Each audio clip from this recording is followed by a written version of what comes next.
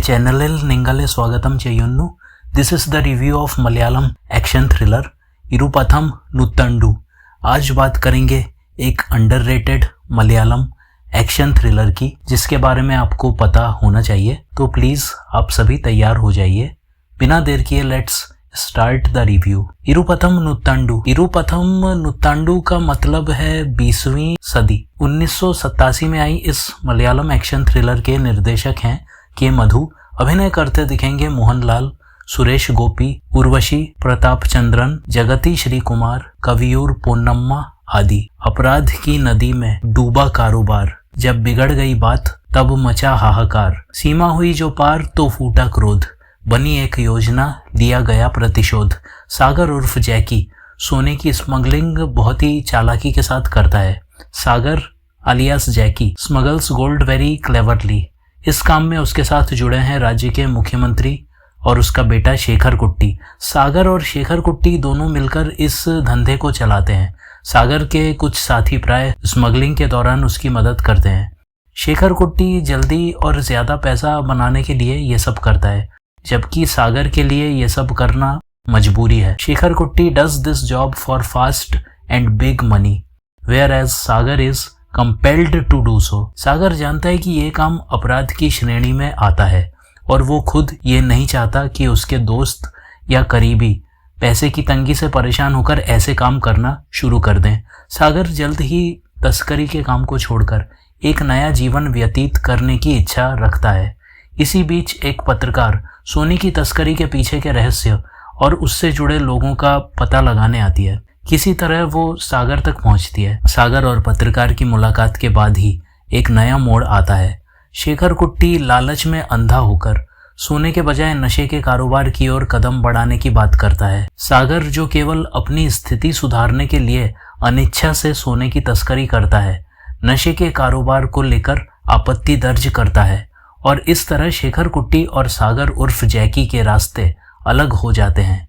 आगे चलकर दोनों एक दूसरे के खून के प्यासे बन जाते हैं।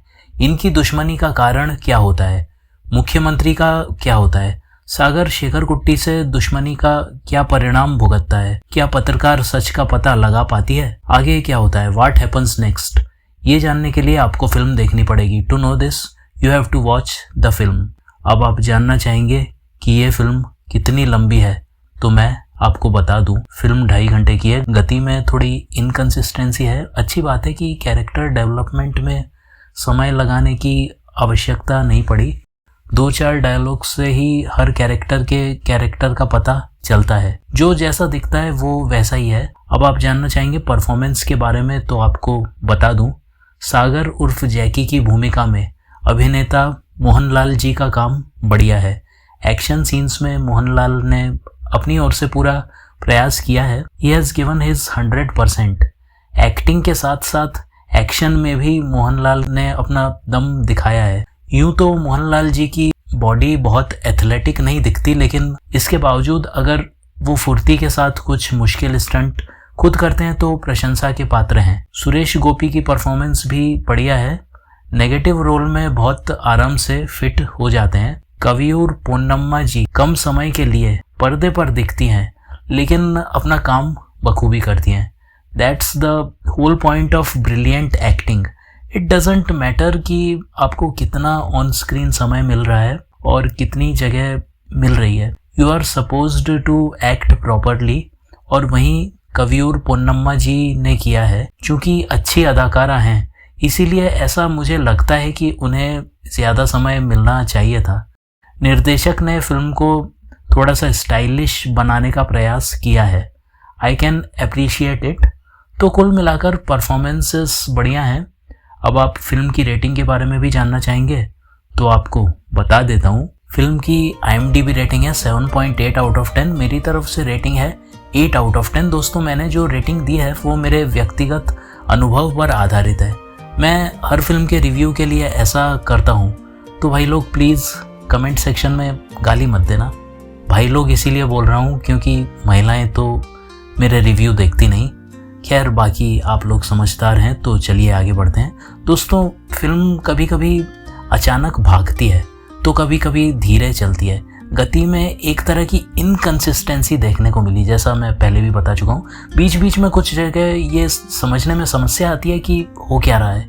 कहानी से आप डिस्कनेक्ट से हो जाते हैं। यू ऑलमोस्ट गेट डिटैच्ड, आप लगभग डिटैच से हो जाते हैं। कुछ सीन्स में बहुत जल्दी जल्दी सब होता है, और साथ ही मलयालम ना आने की वजह से जब हम अंग्रेज़ी सबटाइटल्स पढ़ते हैं तो बातों को समझने के लिए थोड़ा समय चाहिए होता है, जो कि ये फिल्म नहीं देती।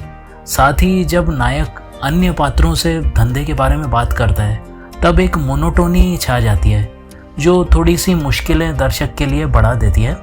बाकी फिल्म में बीजीएम का प्रयोग अच्छे से हुआ है। एक थीम म्यूज़िक है जो मोहनलाल के किरदार यानी कि सागर उर्फ जैकी के लिए बजता है। I liked it.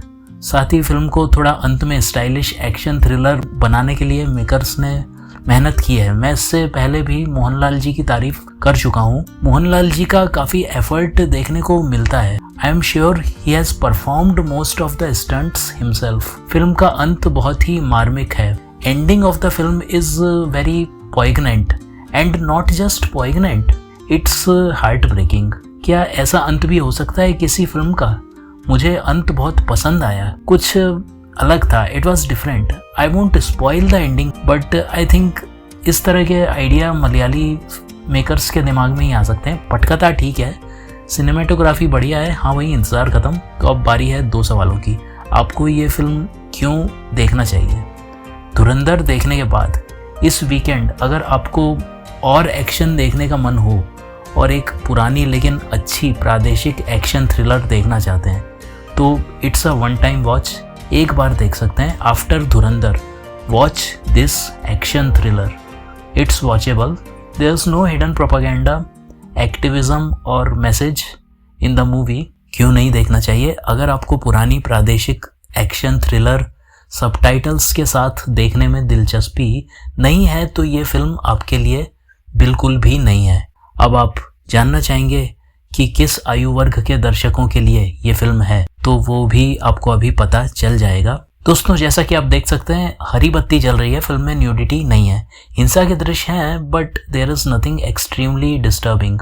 Okay, so bottom line, आप ये फिल्म पूरे परिवार के साथ देख सकते हैं। अब इतनी दूर तक देख ही चुके हैं तो फिल्म की अवेलेबिलिटी के बारे में भी ज़रूर जानना चाहेंगे, है ना? तो कृपया ध्यान से सुनिए। दोस्तों, ये फिल्म YouTube पर अंग्रेज़ी सबटाइटल्स के साथ मलयालम में अवेलेबल है। लिंक डिस्क्रिप्शन में है। अगर आप ये फिल्म देख चुके हैं तो कमेंट सेक्शन में बताइएगा कि कैसी लगी।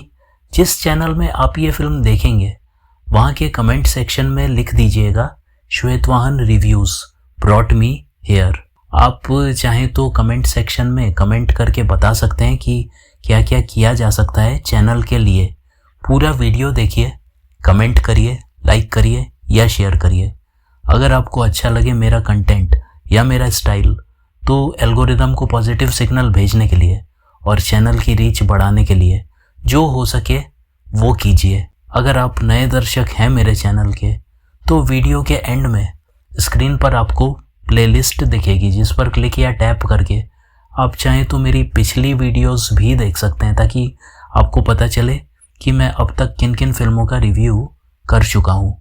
अगर वीडियो अच्छा लगा तो चैनल को सब्सक्राइब करें, नहीं अच्छा लगा तो भी सब्सक्राइब करें, क्योंकि यहाँ आपको ऐसी फिल्मों का रिव्यू देखने सुनने को मिलेगा जिनका नाम भी आपने कभी सुना नहीं होगा। आपके मनोरंजन का स्तर मैं ऊपर उठाकर रहूँगा। Thank you, take care, like and hype.